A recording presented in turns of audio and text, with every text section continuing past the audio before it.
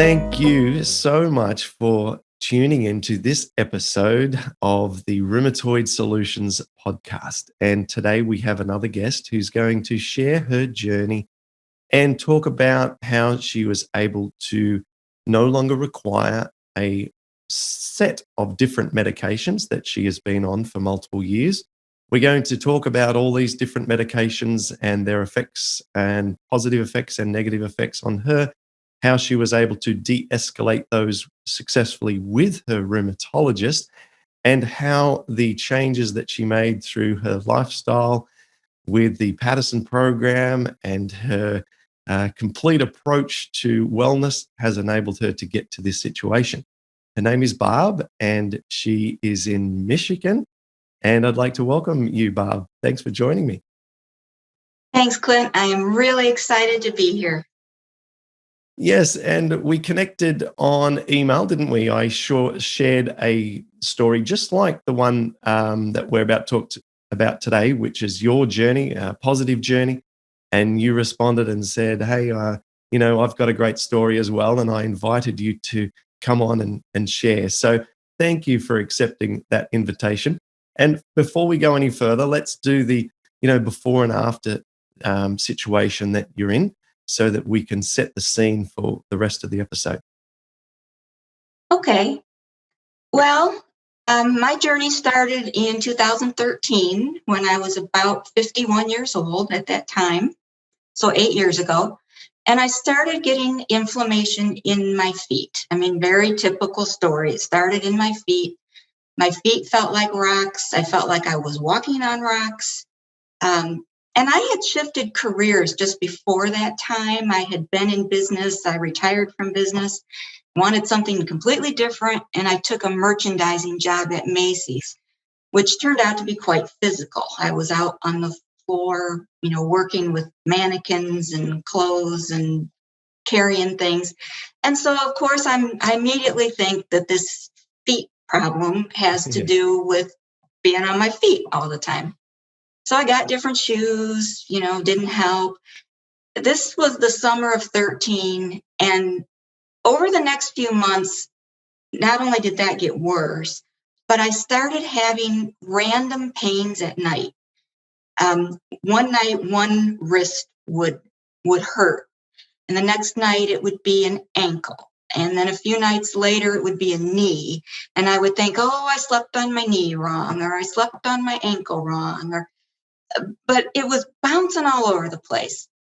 And pretty soon I had a drawer full of these braces, a brace for my right hand and a brace for my left hand and a sling from my shoulder, an ankle brace. I mean, I had everything. But it was this moving target. It was always at night. I would wake up the next morning thinking, well, I did something, or I'm getting carpal tunnel, or who knows what. But by, over the course of the winter, all of this became pretty bad. And I finally went to see a podiatrist for my feet. And I mentioned the other joint problems. I said, could it be related? And he said, probably is. He did a blood test.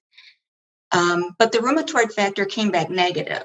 And so he decided that it wasn't rheumatoid arthritis and he was going to treat me for my feet.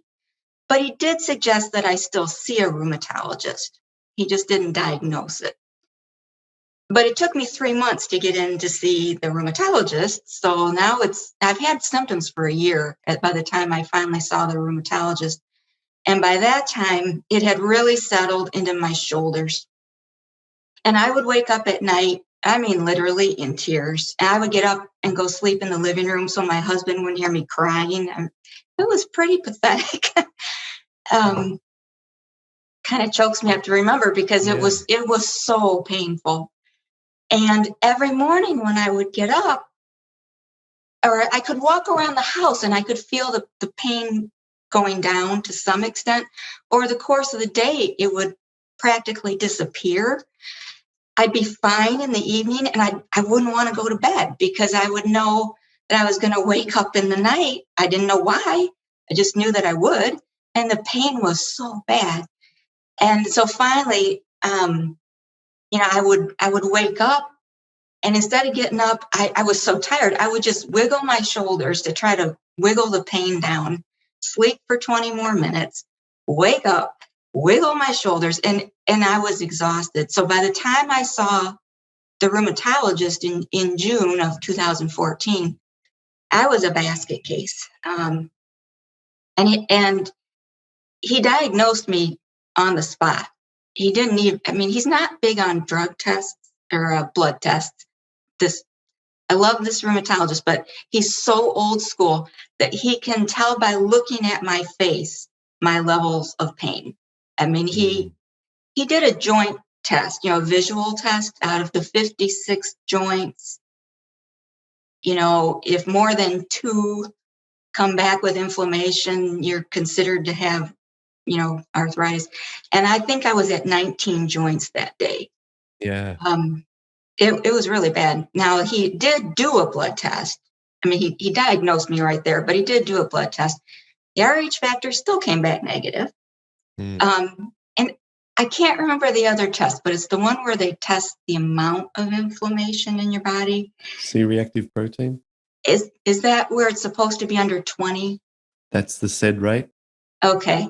Well, whatever it is that's supposed to be under 20 was 226. Yeah, that's your SED rate. Wow, that's extraordinary. That'd be the highest I've ever heard of. Yeah, it was off the charts. Yeah. And he couldn't really say why. I don't have a history of rheumatoid arthritis. My family has no history of it. The RH factor didn't indicate it, but the levels of inflammation were so high that he started me on multiple drugs that day before I left his office. So I started out right away on Plaquenil, which, also known as hydroxychloroquine. Anyway, that had its 15 minutes of fame last year during the pandemic. But my rheumatologist considered it the least toxic of the disease-modifying drugs. And so he said, let's start there. And then he gave me a prescription for naproxen, which is an anti-inflammatory, which I never actually took. And then he started me on prednisone that day. I think we started at 20 milligrams. Oh, okay. And I have a real love-hate relationship. I mean, who doesn't, with prednisone? I had never been on it before. I didn't know what to expect. But I will tell you, I considered it a miracle drug that day. I slept that night. I mean, I did not have shoulder pain that night. And I would have traded my soul to be in that position at that time. So what I didn't know was that I was going to be on that drug for over 2 years. So about 2.5 years. And I came to not love it so much. Barb, when you were given it, did the rheumatologist tell you that it was just going to be used as a bridge until the Plaquenil worked?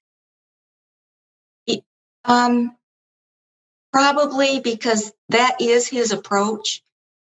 But we didn't know how long it was going to take for the Plaquenil to work. So we didn't really talk about how long it might be. And the problem is the Plaquenil didn't work. Yeah. I was on it for a few months. The prednisone was suffocating the inflammation. So I wasn't having the joint pain, but I still had all kinds of morning stiffness. It would last until dinner time. I had the fog and the fatigue and, frankly, the flat-out depression. Mentally and emotionally, I was still a basket case. I just didn't have inflammation keeping me awake at night. So I'd stayed on the Plaquenil a couple of months. I'm still on the prednisone. We added methotrexate. And I think I started at 20 milligrams at that time. So I'm taking both of those and the prednisone. Couple more months, I'm in the same position. Inflammation's under control. That's why I stayed on the prednisone so long. But the methotrexate wasn't really changing anything. So we added Humira. and my doctor asked me, are you ready to do this? Do you want to go on a biologic? And I just didn't see where I had any choice. Much like the prednisone, it seemed to be the answer at the time.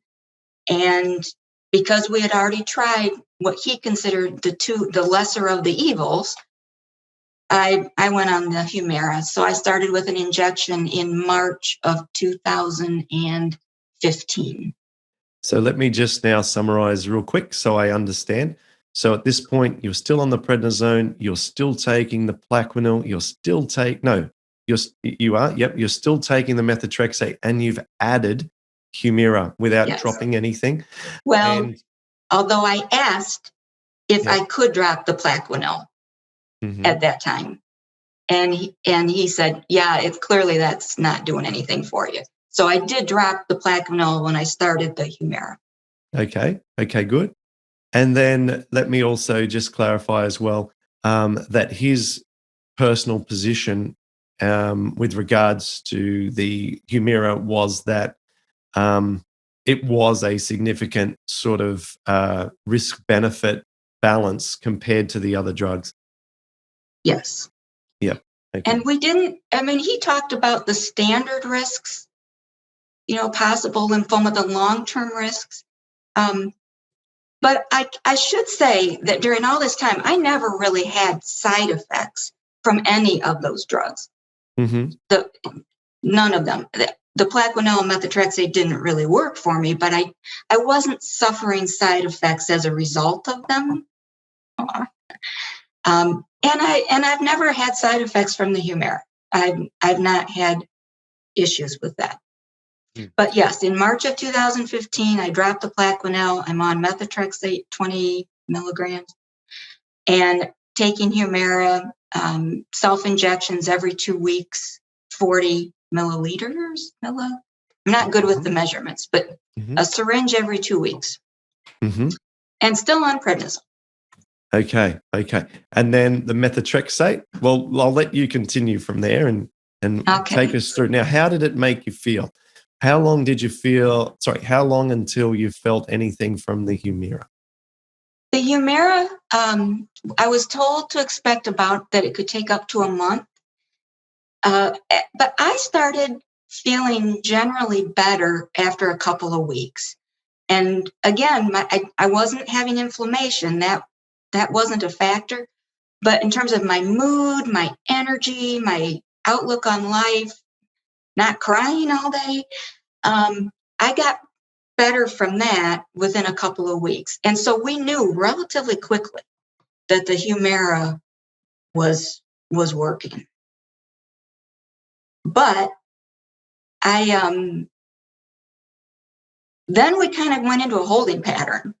I'm still on the methotrexate, I'm still on the Humira, and I'm still taking the prednisone. And I can't remember really why.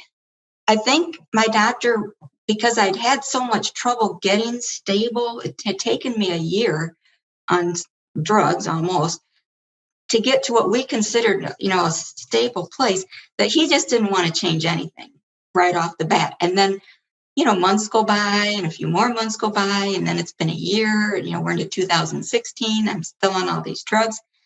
And in the summer of 16, one of us decided we needed to start weaning the prednisone. I don't remember who. But he was always very good about making sure that we were having a conversation, that it was a joint commitment to whatever we were doing. But I was able to wean off the prednisone by September of 16. Because I remember being on vacation and thinking, I don't have to take this while I'm on vacation, and this is a great thing. But then we went the other direction. In the spring of 17, I was in a very small, the most minor car accident you could imagine. I was backing my car out of the garage at 0 miles an hour. Didn't know my daughter's car was behind me, and I backed into it. And my body reacted as if I had hit a brick wall going 45 miles an hour. I had whiplash. My neck and shoulders just inflamed. I couldn't move. I couldn't turn my head. I way overreacted to the conditions of the accident itself. And I had trouble recovering from it. So a couple months went by. It's, early summer. So my doctor, my rheumatologist said, yeah, I know you're not going to like this, Barb, but bear with me. He recommended another short course of prednisone just to deal with that inflammation. And he just felt we had to use a sledgehammer because it had reacted so badly. So we did. So now it's the summer of 17 and I'm back on prednisone, but just a short course. We were going to do 20 milligrams and then wean down. So here's the good part. On August 1st, this is where I am at this point. I'm on Humira, have been for a couple of years. I'm on prednisone for a short course. I'm still on methotrexate. And I'm on Facebook. And I have done enough Google searches over those last few years that Facebook knows I'm into rheumatoid arthritis. And it feeds me one of your ads. And I had not been looking for any kind of natural health remedy. I didn't know it existed. I didn't even know to ask the question. It was not part of my conscious thinking. But Facebook knew, the universe knew that you and I needed to know each other. And when I saw that ad, I don't know, it was just, I just knew that this was something that I needed to know more about. You don't learn much from an ad, but I just knew that was the direction I needed to go next. And the reason that I was so motivated was because I was afraid of my future. I was okay at the time. The Humira and the prednisone, I was using big drugs to take care of these problems. They were under control. I mean, I knew the next thing wouldn't last forever. But I was worried that I wouldn't be able, that Humira would stop working for me, that my body would develop an immunity to it. I was worried that I would have to go on a different biologic at some point. And the women in my family live a really long time. They live to be 100. And I figure I've even now got another 40 years. And how many times was a biologic drug going to stop working? And at what point would I run out of them? And I was very worried that I shouldn't consider that a panacea for my future. And I needed to think about that now while it was still working and while I did still have this safety net that was keeping the inflammation under control. So I followed the ad. I bought your book. I started the program on August 1st of 2017. So almost 4 years ago. And I skipped the first part. I didn't own a juicer. I didn't want to go buy a juicer for 2 days worth of juicing. And I wanted to start eating in a way that I could eat forever. I didn't want to do this for a minute and that for a minute. I wanted to just get into a consistent process. So I started right into the 2-week process. And I had some ups and downs. I don't know if you remember, but I emailed you because I developed proctitis right off the bat. The first week, I was bleeding in places you should not be bleeding. And I thought, oh my God, what have I done? But through you coached me through it. And it didn't last. I healed. Everything was fine. I just kept going. And within a month, I was off the prednisone. I mean, I had been planning to wean it anyway, but I didn't have any trouble weaning it. I went right off the prednisone. And I thought, okay, if this natural eating, healthy eating program doesn't work, it doesn't do anything more for me than what it's already done, I'm good. But then I was like, I wonder what else I can do. So I just kept doing the program, and I was able to get off the methotrexate within 3 or 4 months. And that's the first time I'd been off of that for a couple of years. So now I'm down to just Humira. It sounds like what you got most of all is a sense of confidence and a sense of uh, uh, Control. control. Yeah, yeah. Confidence and control. That's it. Yeah. Yeah. I can beat this thing, Mm, you know. mm, And I started to think of my body differently. Up until then, I'd been mad at it. I didn't, I had anger at my body for failing me. And I started to realize that that wasn't true, that the enemy is the RA. That's the bad guy. My body and I need to work together to defeat this beast. And, my body is a good thing. I've completely, this sounds so corny, but I've changed my relationship with my body in these last 4 years. I honor it. I am grateful for it. I, I'm thankful for a lot of things, but I, I see myself in this struggle, me and my body together, and it's, we got each other. We're making this work. So we're off the methotrexate. It's probably January, February of 18. And I'd been in your forum for a couple of months at that point. Um, and I can't remember the exact sequence of events here, but I decided to go for the Humira. I got a little cocky. It's like, I can do this. I talked to my doctor about it. He explained how we would eventually someday wean the Humira. Well, I kind of started without him and decided that I would do this, see how it went. Well, it didn't go very well. I had been on 2 shots or a shot every 2 weeks, and I stretched that out to 3 weeks, and I immediately had inflammation in my feet. It wasn't much, but having not felt that for a few years, I knew exactly what it was when I did, and it scared me.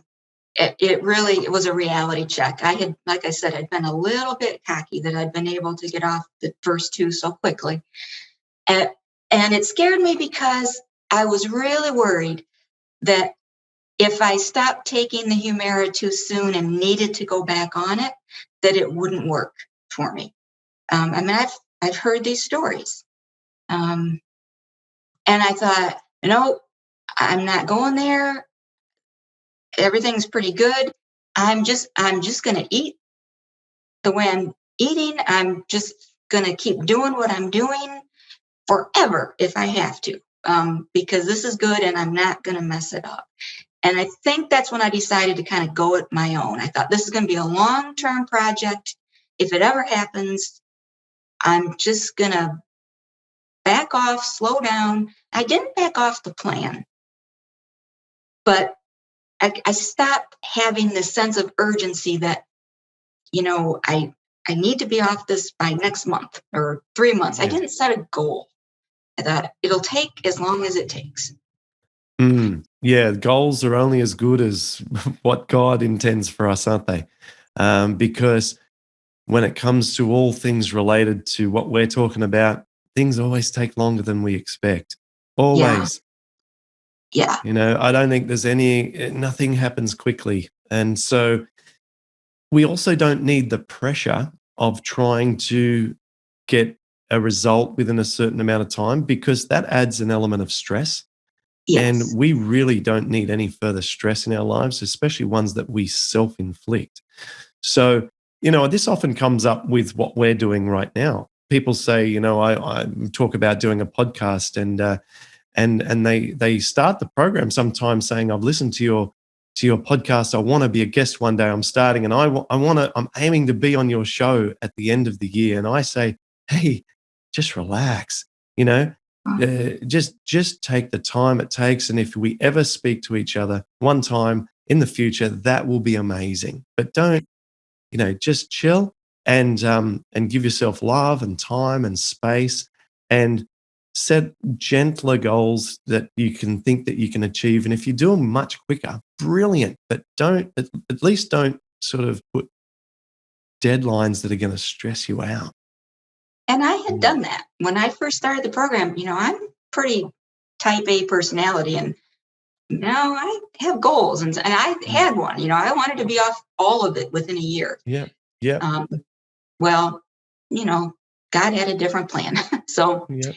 Mm-hmm. So it was early in 2018, and I also was going through. I had left Macy's a couple of years before that. Right. They tried to turn me into a salesperson, and that didn't work, and I didn't want to be there.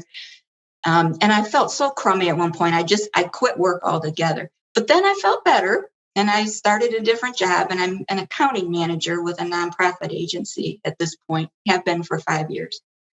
And but at the time that I wanted to go off Humira back in early 2018, there was a lot of job stress. And I thought, this is not the right time to be trying to do what I'm trying to do.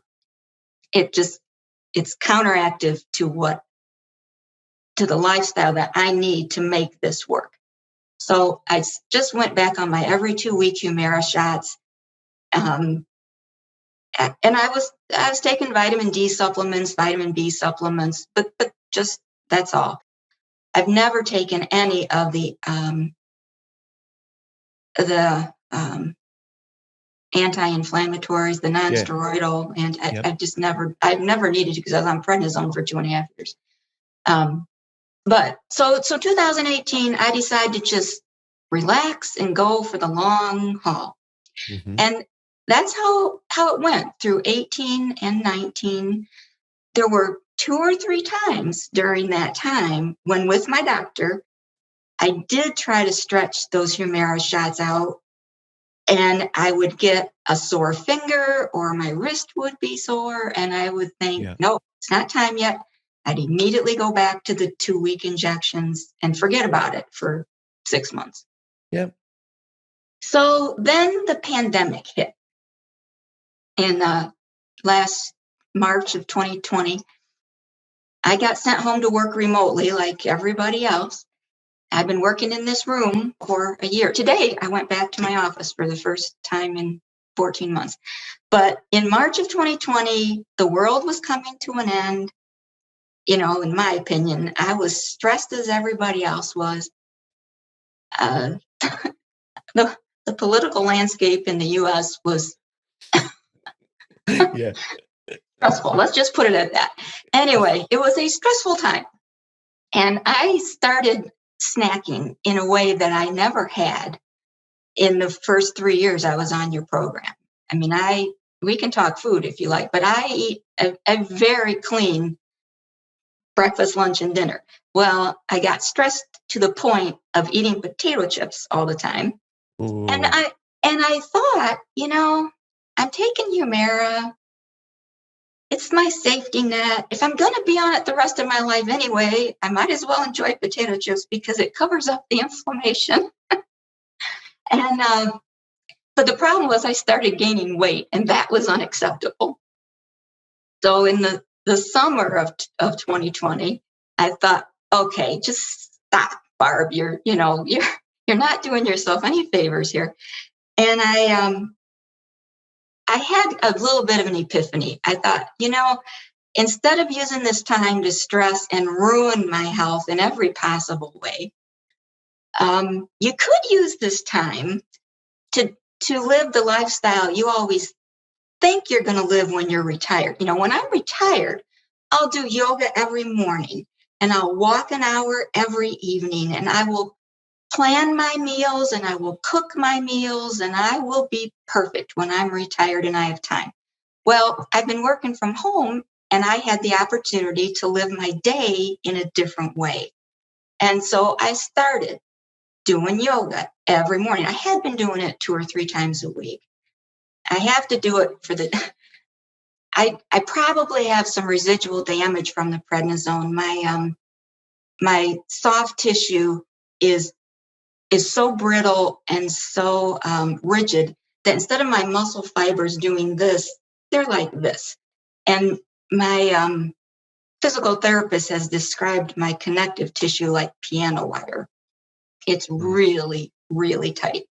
And I think it's damaged from the prednisone. It could be the RA. Who knows? Who cares? It is what it is. And so I do yoga so that I can move.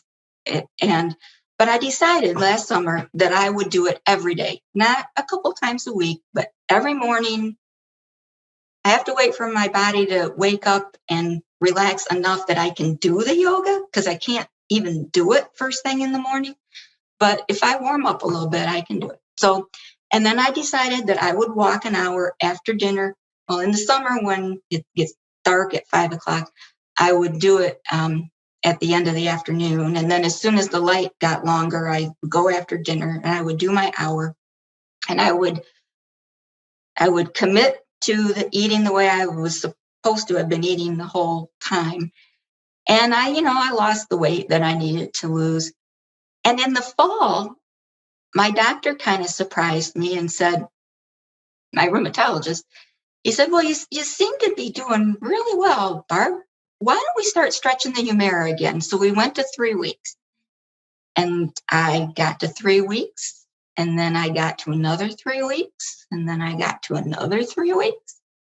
And he said in January, why don't we do 4 weeks? I said, okay, let's do that. And so now I'm really motivated to be doing my yoga every morning and my walk every afternoon and my food and no potato chips. I went 4 weeks and I went another 4 weeks. And when I went to see him in March, he said, so how often are you taking it now? And I said, well, every 4 weeks. He said, well, do you want to stop? And I said, yeah. And I surprised myself because up until then, I'd been almost afraid of getting off of the Humira. I wanted to, but I was still really worried that if it didn't work, I would have to go back on it and it wouldn't work and I'd be stuck. But I just felt so much healthier than I had felt at any point in those previous few years. I just thought, he's given me an opening. He's given me the chance. I've got to take it. I've got to know if this will work.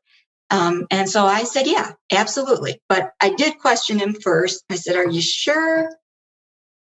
4 weeks, should we maybe go to 5? And he said, no, he didn't even think about it. He said, Humira is not going to hold you for 4 weeks.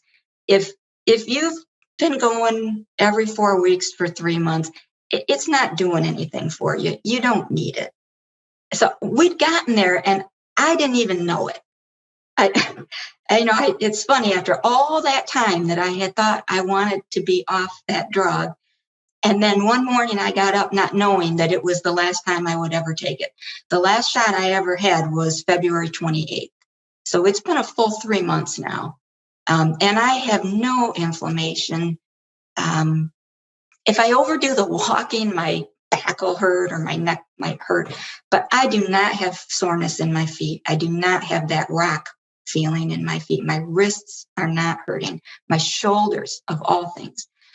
Now my doctor said, he said, now, I want to make sure that you've still got a dose in your refrigerator in case you need it. Check the expiration date. Make sure it's good. So I went home and checked and I still had one and it's good through the end of the year, 2021. He said, if you feel anything, you take that shot and you call me. But I have not had to do that. And I don't have to see him again until October. So another, I think, 4 months.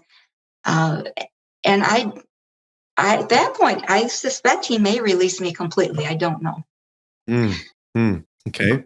Well, wow. We'll cross that bridge when you get there. The thing to do at the moment is just to keep everything the way that you are. Don't go rocking the boat. Don't go changing anything. You're more exposed. I guess no safety net. So you're walking now the tightrope with great confidence because of the years and years that you've been doing the lifestyle changes and the habits you've established.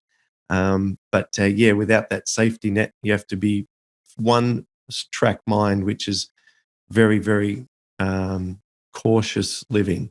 Yeah. But that's fantastic. Wow. Incredible. How does it feel to say that? It feels amazing. I feel like a rock star. I mean that. This is the biggest accomplishment I've ever had in my life.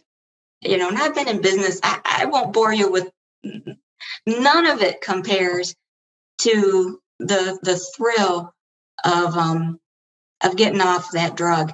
And my husband recognizes it. I mean, when I came home that day and said, my doctor said I don't have to take it anymore. He said, I wish we could go out to dinner. He knows I don't do that anymore. I said, that's all right. I drink cranberry juice over ice and call it, a cocktail. But we celebrated because it was just a huge day in our family, just huge. Yeah. And he has been supportive of me from the beginning. Even in the early dark days, emotional support. I know we talk about it a lot, but I remember the first month that I was on the Paddison program, and I was, everybody thinks it's, a vegan lifestyle, which, it is, but there's so much more to it than that. But I was watching the Netflix show, the movie was on What the Health, and I'd never seen it. And my husband walked in about 20 minutes in, he sat and watched it with me. And at the end of that show, he said, all right, I'll do what you're doing.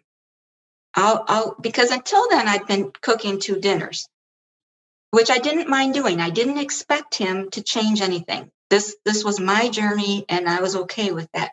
But he said, no, he said, you don't need to do that. I'll eat what you're eating. Just make 2 of them, and he does that. He eats lentil and potato soup for lunch. I send it in his lunchbox. Yum. And we split pea and potato is our other big one. He eats all of that. He eats oatmeal. Now, I will say that he eats a lot of processed vegan food that I don't. I don't eat anything processed, really, at all. Really at all. He will eat frozen vegan burgers or frozen or vegan sausages, or he likes the tofurkey, and he really likes the vegan butter, the Earth Balance butter, and the vegan mayo, and all. That's fine. I don't care. But yeah, you can't be touching that Earth Balance because it's all oils, saturated fat. Yeah. My sister-in-law said at Easter, they wanted to have us over for the first time in a year. And she said, and I know you're eating vegan. And so I, instead of cooking all the vegetables with butter, I cooked them all with olive oil. I said, oh, Talia, that's so sweet. I may not be very hungry, so please understand. That's right. That's right. Let me just go to my backpack where I have an entire backup of food to eat, like I have to take with me everywhere. Yes. My plan these days is, because of the pandemic, I haven't had to do it very often, which that's my point. This last year has been a great opportunity to clean up a lot of things. But I always eat before I go someplace, whether it's going out to dinner or going to somebody's house. I don't expect them to understand. I don't want them to try to understand. I just eat before I go. Or a lot of times, if we're out and we're at a restaurant where I really just can't make it work the way I want it to, I'll order a plain baked potato and a dry salad. And my favorite saying is, I am not going to starve from one meal. Who cares about one meal? If I don't get enough protein this meal, who cares? It just doesn't matter. The downside is I'll never forget what that shoulder pain feels like. I mean, I can picture it. I'll never forget that. And so there's nothing really that's going to tempt me to eat in a way that could bring that back. And since I don't have the safety net of the drugs, I am just not going to risk it. I just won't do it. I'm about to share a podcast of my story update, and the title of the podcast is probably going to be "Never, Ever, Ever Get Complacent," because I made a mistake that you were just talking about, sitting at a restaurant, and it led to a knee replacement last year, and it was a Oh, disaster. Okay, so I've got to share all that information in detail, and all the lessons that I learned. It came from one meal that I ate a couple of years ago when we were in Florida at a restaurant that Melissa used to work at. That was a extremely oily, deep fried meal, which I never, ever, ever eat, and it just seems so absurd that I would do that. But I'm going to share all the details well, in an I'm looking upcoming episode. forward to it. Mm. I would The love to hear your lesson. story. Yes. So all I can say is you could not be more on the money. Do not take any risks at all, especially at restaurants. The way that they deep fry their food is repetitively reheat the oils over and Right. over again. That creates an enormous amount of free radical potential in the Yeah. body. So you're dealing with really, really high inflammatory omega 6s, and then they get heated, and it's like an atomic bomb of damage. So for everyone, in case they don't listen to my upcoming podcast on this topic, um, never ever take the risk at a restaurant. Restaurants are the most dangerous. It's like the war zone. So at home, a little bit of olive oil, probably not going to do anything. And at an Indian restaurant, places we go, Mexican, sometimes a little bit of oil in the rice and stuff, a little bit of oil in the dal, probably not going to do anything. That didn't affect me for years. But a deep fried meal, that's putting a gun to your head. So, Yeah. yeah. Not doing it. Don't do it. Don't do it. Don't do it. Oh, Okay. no. Yeah. Yeah. Because now I would be afraid that would Humira work for me again? Maybe it would. But once you get off that hamster wheel, you just do not want to get back on. Well, let's close that portion of our discussion out on Humira, and then I want to get a couple more tips from you. One thing you mentioned about your husband's support, that's a common theme we see throughout everyone who comes and tells their story on this show. It's the partner. Well, they're part of our support group, which you were for a while as well. They have support. Support is, if we look at a pie chart of the things that matter, one of the pieces of the pie chart is you need the support there to keep you encouraged, to enable you to do this as easy as possible, to reduce friction in the whole process. And having the emotional friction of a loved one who doesn't agree, gee, that eventually wears you down. Just like a rheumatologist who doesn't agree, that eventually wears you down too. So you had the support from your husband and the rheumatologist. Gosh, everything you've said about that gentleman has made me really develop a fondness towards him without knowing him. And then you talked about a tip of eating before going out. Again, that's a really good one. So we'll get to some more tips in just a moment, but let's just close out the discussion on the Humira for people who might be thinking about having a journey down the path that you have with spacing them and talking about that with their rheumatologist. The concern that comes up from the rheumatologist is that you can develop antibodies to the actual drug itself. And once you develop antibodies, then you can no longer take it because the body's basically in fighting the drug then. And so there is and I'm speaking now outside of my education and not as a doctor, but just what I hear is that the risk of developing antibodies may increase as we space the treatments out further. And also the use of methotrexate alongside the Humira is also a strategy to try and reduce the risk of antibodies towards the Humira. And that is just my layman's understanding from hearing anecdotal stories. So we had a guest on, and forgive me if she's listening to this, her name, I won't take the time to look it up, but she spaced her Humira out months and months and months, and eventually got to like 6 months. And the last time she took it was 6 months ago. But just like yourself, has a syringe in the fridge ready to use if need be. same strategy as you, but her doctor allowed her to keep going further and further and further and just didn't cease it after a month. So it's interesting to observe two different approaches from the rheumatology viewpoint.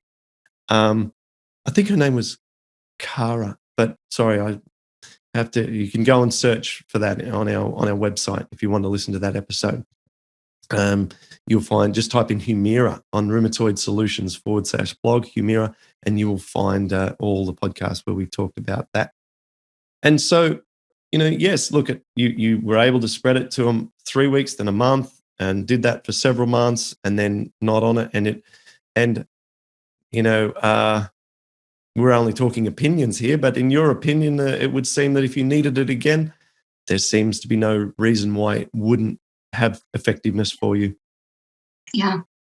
I feel like at some point over those couple of years while I was, eating the program, and I probably did heal enough to, I may have been able to get off it sooner. I don't know at what point I crossed that line.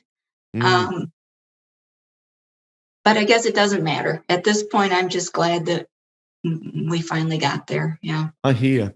It's like when I stopped methotrexate, which was completely by accident, by leaving the drug at my mother-in-law's place in America when we flew back to Australia, and then sort of rolling the dice after I finally received it 3 or 4 weeks later, that whether or not I should take it any further. Mm-hmm. I felt no difference whatsoever. And I thought, how long have I been taking this without it doing anything at all? Yeah. And that's a strange concept. And it's not one that I want everyone to explore and say, wow, no. I got to stop my drug. No. But there's a seed of thought that's worthy of planting to think, okay.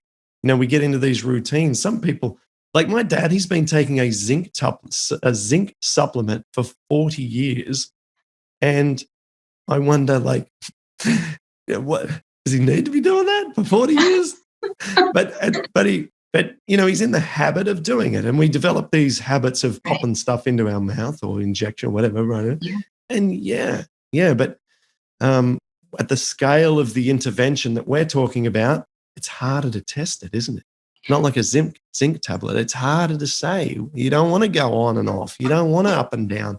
So you kind of just... And if you're stable, it's kind of a catch-22.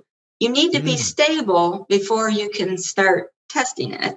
Yeah. But when you're stable, you don't necessarily want to test it and lose that progress. So that's where I'm glad that, in my case, the rheumatologist kind of made the first move and said, are you ready? And I don't know that I would have said that for a while. So I was glad that he was willing to do that. And this man is 75 years old. He is old school. And at the beginning of our relationship 8 years ago, I thought, well, he's going to have me on every drug on the planet because that's what he knows, But I think over that 8 years or 7 years, I think he and I kind of educated each other a little bit. I think he learned that I wasn't foolhardy. I wasn't going to take unnecessary risks. I was going to listen to what he said, but I always had my own input too. I always had the opportunity to tell him what I was thinking or feeling, or, when I was ready to stop Plaquenil or methotrexate, he was willing to go along with that. So he worked with me for sure. And if it wasn't, without that relationship, it would go one of two ways. I would either have been foolish and stopped way too soon, gotten myself into trouble, or like you said, it would become a habit and I'd still be on it now. So, yeah. Yeah. Yep. Again, just a lot of positive feelings around the rheumatologist. So we've covered some great lessons throughout this, and in no particular order, and I probably won't do this full justice, but what we've learned is that not every medication is going to work. We saw the Plaquenil not working for you. Methotrexate, there's a question mark over that because you were taking prednisone the whole time. We've been reminded how effective prednisone can be. However, there's no secret as to its risks if it's used long term. And we've covered so much of that in other episodes, and the science is so clear on that. We've also established that it was when you changed your diet that you got the most impact on being able to reduce medications. Now, to continue our train of thought with regards to other things that I've certainly picked up from our chat is that, I love this saying, what's great about this? I just love that saying, what's great about this? Because we're constantly having challenges in life. And what you did is when COVID came along, you said, what's great about this? Which is, well, I can start living a retired lifestyle here at home. Mm-hmm. And you started implementing that. And that was a massive shift for you as well. Those evening 1-hour walks and the yoga in the morning. The studies on yoga that I've been looking at as I'm writing my book is just incredible in terms of glutathione production in particular, which reduces oxidative stress. It's just amazing. I'm like, you got to be kidding me, just from yoga? And so no wonder it's so effective. And then the lessons around having, the right rheumatologist. We talked about the support, and just the original goals that you set for yourself. You originally said you wanted to get off medications within 12 months. Well, I've always found when we set a goal as well, we spoke about things taking longer with our health. Always my goals when I set them always take longer too. But you put that out there. You said, look, I want to be the sort of person that strives to be as healthy as possible so that I don't have a need for dependency on other interventions. Yes. And so you just put that out there. So it's no accident, that you have been able to make progress, tremendous progress in that area that you set the goal for. So there's a lot of things there. And then your tip about eating before going out is great. And I want to just wrap up with just some bullet fire tips like do this, do that, and so on, so that we can finish on some real actionable items. If you've got any in your mind, otherwise I'll throw you some ideas. Yeah. Well, one thing I was thinking about that has been important to me is you got to find a way to put some fun into this, because there's so much that's not fun. And when you're starting a new eating program and you feel like you're giving up, and you just do, you feel like you're giving up a lot of things. You haven't made that transition yet. I found, well, one thing I really like about our food, the way we eat, is it's beautiful. I'm a very visual person, and I just really appreciate a plate once I've put it together, and just, the vegetables and the colors and the textures, and it's just beautiful food. So I decided to indulge myself in some really nice dishes that would set off this food. And so instead of just putting it on my plain old Corelle-ware plastic dishes, I went out and bought at Macy's really nice white bowls that you would find in a farm-to-table restaurant. If that meal came to you in that dish at a restaurant, you'd pay $20 for that meal. So this is a special meal. And to me, the dishes make a big difference. I did kind of the same thing with my oatmeal in the morning. Instead of my ugly little Corelle-ware bowls, I bought some really pretty stoneware pottery bowls for my oatmeal, because they're very natural looking, and it seems very healthy in the morning. And I also bought some nice barware, because I always enjoy sipping something while I'm cooking, and I don't sip wine anymore. So I bought these really nice highball glasses, and I fill them with ice and cranberry juice or orange juice. In the beginning, it was just orange juice. I've branched out a little bit now that I'm feeling better. And I sip my juice in my really nice cocktail glasses, and it feels special. It doesn't feel like I've given anything up. I don't feel deprived. So I guess everybody responds to things differently, but if you can find a way to take your food and your new lifestyle and put some of yourself into it, so that it doesn't feel like it's all been stripped away. I love that. That's really, really nice. Yeah, when Melissa takes photographs of our food, she really wants to show the colors and the vibrancy and the life in the food. Yeah. Yeah. And so, you know, because that should be celebrated.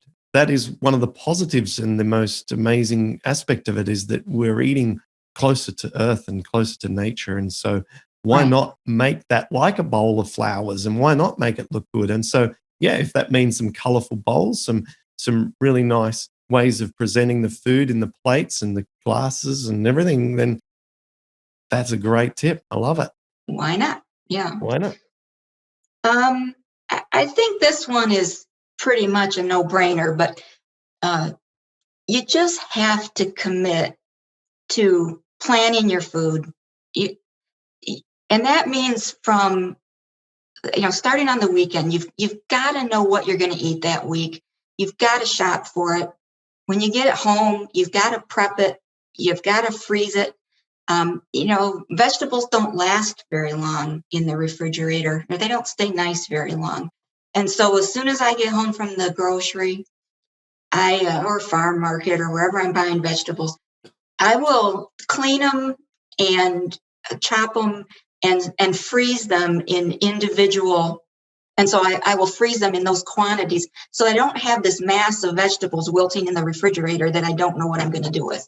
And I also bought a lot of glass bowls, 2-cup glass bowls with plastic lids on them, so that I can do a lot of batch cooking and freeze those meals in individual servings. So I'll cook soup every Sunday, whether it's the lentil and potato, or if it's the sweet pea and potato, or I do one with 10 vegetables and kidney beans.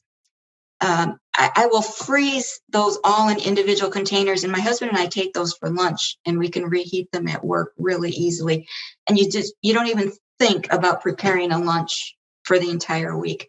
But once you get into those routines, then it all becomes pretty easy. I cook less now than I did when I was making this big meal every night with meat and vegetables and potatoes and all of that. This is a lot simpler. Mm, It's actually easier. You just have to plan it. mm, mm. Um, Mhm. Okay, great. so And there's that. and in terms of its, can you give this a scoring out of 10? Just to go through a few things quick. Scoring out of 10 of level of importance. 10 out of 10 is must be done. 0 out of 10, no. Um, Exercise. 10. Sticking to the diet. And Okay. Your vitamin D supplements. I live in Michigan. In the winter, that's a 10. In the summer, it's a 5. Uh, Mm-hmm. Mm-hmm. What about, let's see, your quality of sleep? for me, that doesn't seem to be a big factor. Yeah, right. So you can have a rough night and still feel just the same the next day. Yes. I mean, in terms of inflammation. Yes. Yeah, interesting. Yeah, good, good, good. Okay, what about water intake? Um, I'm not great at water intake. I try, so I'm going to say that it must be a 3 or a 4 because it doesn't seem Mm-hmm. to be impacting. Mm-hmm. Have you ever noticed a relationship between bowel movements, frequency, uh, clearing your bowels before bed at night? Any relationship between the bowels and inflammation? No, but I can tell by the quality of my bowel movements, the quality of my diet. I pay attention to the relationship there. Mm-hmm. Mm-hmm. So have I. We've got a lot to talk about there, but I want Yeah. to, well, that's for another time. What about stress and its direct impact? That's high on the scale. And I know from the amount of stress I've gone through when I've tried to wean off Humira versus when it's worked. I've added meditation to my morning yoga. So I don't know if that's on your list, Yeah. but it's on mine now. Mm-hmm. And I only am able to do about 10 minutes. But that's but I do 10 minutes at the end of every yoga session. And it really has helped set a tone for my day and reduce the stress of my workday. I think it's way more powerful than we give it acknowledgement for, and I think it's because it's just so hard to quantify. It's just such a qualitative approach to healing that we all kind of just shrug. And also because the mind, as type A personalities, most of us are who develop this condition. It's a strange phenomenon. But as type A personalities, that is a conscious mind presence. And so it takes a lot of great discerning wisdom to say, hey, the part of my brain that decides if I'm going to meditate is the part that's overactive. It does not want to be shut down to allow deeper powers to sort of come forth and Yeah. wisdom. So you kind of have to be really wise to say, I'm going to overpower the main operating system, which is my conscious brain, to shut it down. And it doesn't like it. It'll give you every excuse possible why you shouldn't try to quieten it for a little while, like a little puppy that just wants endless attention. And so I think that it's really effective. And I've been doing it now most nights for the past few weeks, and I feel so much better for it. I just feel like every problem I'll just handle it. Whatever it Right. comes along, no worries. It's just like, I got this, because it's not just my scatter monkey brain with a machine gun running around like a loose cannon. It's actually like, no, it's like Clint handling things, not the crazy mind. And and that's so powerful. It gives you a sense of confidence and a sense of calm. And I think that I'll be looking way more into that in the future in terms of its impact on health and what I have done in the past. Mhm. So wonderful. I thank you for bringing that up. And then within the diet side of things, just to finally wrap this up, um, do you notice a benefit for days where you increase leafy greens, or have you noticed that there's a particular favorite reset meal for you that you like? And what's your safety net in the food area? Um, I haven't had quite the same experience because I was on the Humira so long, and I didn't I reintroduced food slowly, but I never really knew what impact they Mm, were having because I was in remission because of the Humira. But what I do notice, and I won't go into detail here, but again, I judge the quality of my eating by the quality of the output. yeah, And leafy greens are the key to everything. So yeah. I would put that way high on the scale. Fantastic. They do tend to be the ultimate uh, bulkinator, if you want Yes. a different Yes. word. Wonderful. Okay, fantastic. Well, thank you. This has been tremendously insightful, and I can just see how happy you are with how far you've come. And it's so contagious, the good feelings that are coming through from you. And thank you for letting me spend an hour or so with you and hearing all this information. It's so inspiring. Well done, and thank you. Thank you so much. It's been a pleasure.